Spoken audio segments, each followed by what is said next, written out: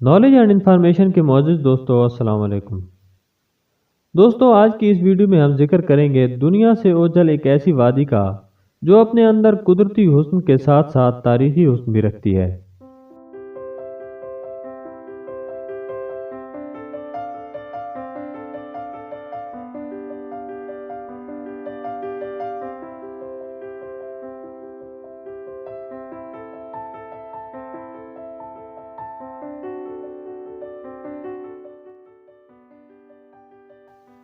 صدیوں پرانی اس وادی سے گزرتے ہوئے عظیم مسلمان فاتح ظہیر الدین بابر نے اس وادی کے بارے میں تاریخی کلمات کہے جو آج بھی اس علاقے کے مکینوں کے لیے باعث فخر ہیں۔ ظہیر الدین بابر نے کہا تھا، این وادی بچہ کشمیر است، یعنی یہ وادی چھوٹا کشمیر ہے۔ ظہیر الدین بابر نے اس وادی کے حسن سے متاثر ہو کر یہاں باغات لگوانے کا حکم دیا۔ اس بادشاہ کی نشانیاں آج بھی اس وادی میں موجود ہیں۔ اس وادی کا نام وادی سون سکیسر ہے۔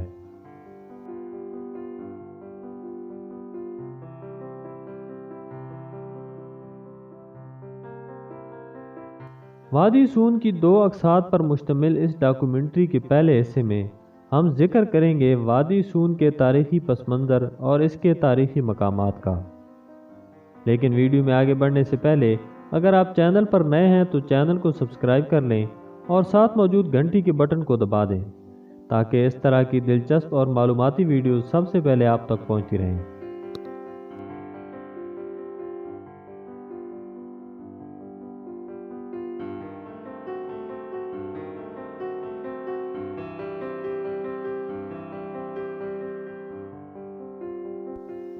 وادی سون سکیسر پاکستان کی قدیم اور خوبصورت وادی ہے۔ اسلام آباد سے 290 اور سرگودا سے 110 کلومیٹر کے فاصلے پر موجود کوہ نمک کے پہاڑوں میں گری یہ وادی ضلع خوشاب میں واقع ہے۔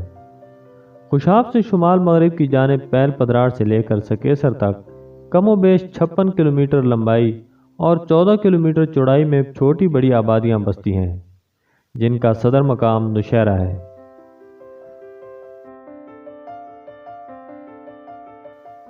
سون کا لفظ سنسکرت کے لفظ سون سے ماخوذ ہے جو وقت کے ساتھ ساتھ سون میں بدل گیا۔ یوں یہ سون دھرتی وادی سون بن گئی، جبکہ لفظ سکیسر سکی اور سر سے مل کر بنا ہے۔ سنسکرت میں سر کا مطلب تالاب اور سکی سے مراد منی گوتم ہے۔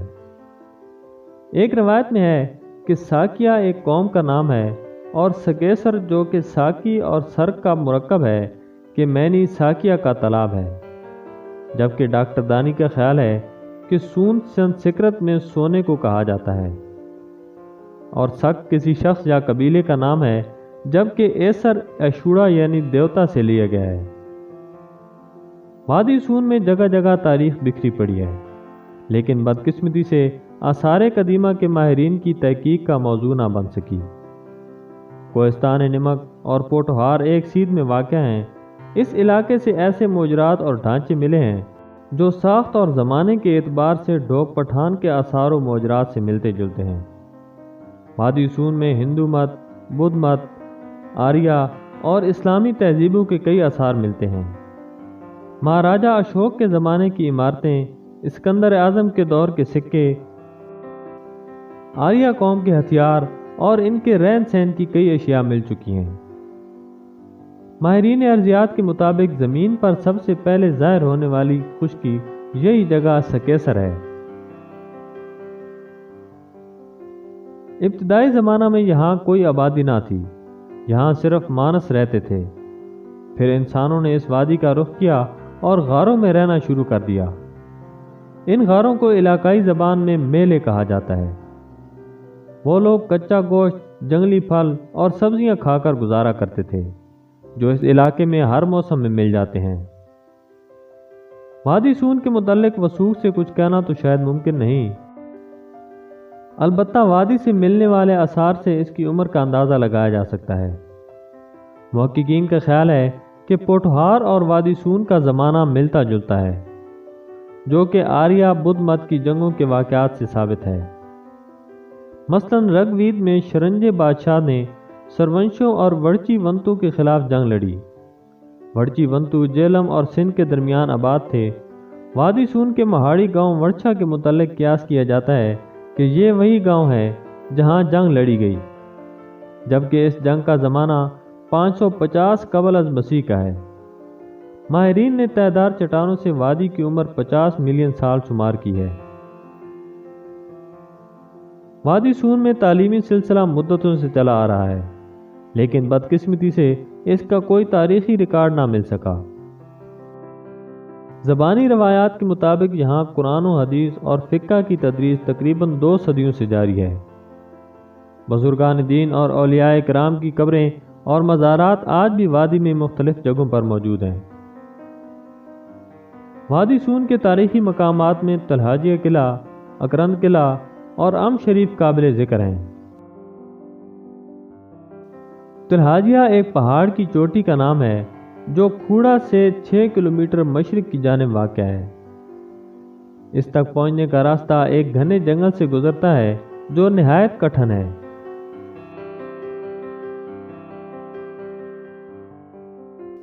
جلال الدین خوارزم شاہ منگولوں کی فوج سے فرار ہو کر یہیں پر پناہ گزین ہوا۔ جلاوطنی کے دوران جلال الدین نے یہاں پر ایک عارضی پناہ گاہ کے طور پر شہر قائم کیا، جس کے کھنڈرات آج بھی موجود ہیں۔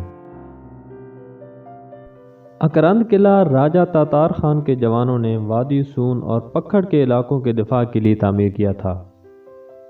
قلعہ ایک گھنے جنگل میں تعمیر کیا گیا۔ یہ قلعہ کنٹی باغ کی طرف جانے والے راستے سے تھوڑا سا ہٹ کے ہے۔ اس قلعے میں گھوڑوں کے استبل، رہائشی مکانات اور اسلحے کی دکانوں کے کھنڈرات آج بھی موجود ہیں۔ بابر نامہ کی یادداشتوں کے مطابق جب پہلا مغل بادشاہ ظہیر الدین بابر اپنی فوجی مہموں کے دوران یہاں سے گزرا تھا تو اس وقت یہاں جنجوا قبیلہ آباد تھا۔ راجہ تاتار خان جنجوا کی قبر آج بھی اس قلعہ کی طرف جاتے ہوئے راستے میں موجود ہے۔ 1760 میں ہری سنگھ بھنگی کے حملے کے بعد جنجوا بکھر گئے اور جور آباد، جسوال، دیوال اور شاہ پور کے علاقوں میں آباد ہو گئے۔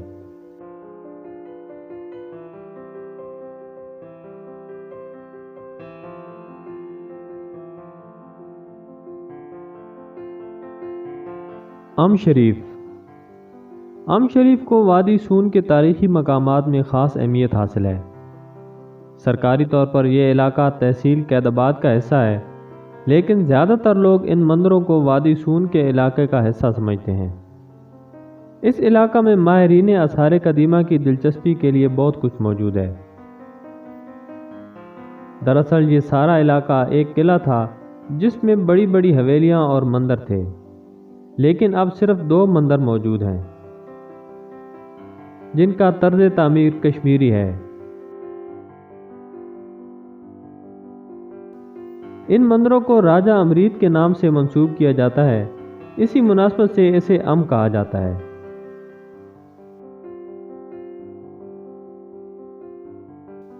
پہلے یہاں مجسمے اور نوادرات موجود تھے، لیکن حکومت کی عدم توجہی کی وجہ سے بہت کچھ غائب ہو گیا۔ یہ عمارتیں اب کھنڈرات بنتی جا رہی ہیں۔ حکومت کو چاہیے کہ کٹاس راج کی طرح ان عمارتوں کی بھی تزئین و آرائش کرے تاکہ وادی سون کا یہ تاریخی سرمایہ محفوظ رہے۔ سودی بالا کے قریب کچھ کھنڈرات ملتے ہیں جنہیں تلت قلعہ کے نام سے منسوب کیا جاتا ہے، جو اب بالکل ختم ہو چکا ہے۔ ایک روایت کے مطابق یہ ایک محل تھا اور اس میں پانی کی نہریں بھی بہتی تھیں۔ اس کے علاوہ رتریڑی کے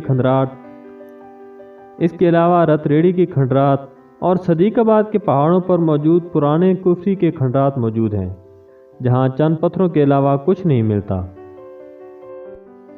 دوستو، آج کی یہ ویڈیو کیسی لگی کمنٹس میں ضرور بتائیے گا۔ اپنا اور اپنے آس پاس کے لوگوں کا خیال رکھیے۔ اللہ حافظ۔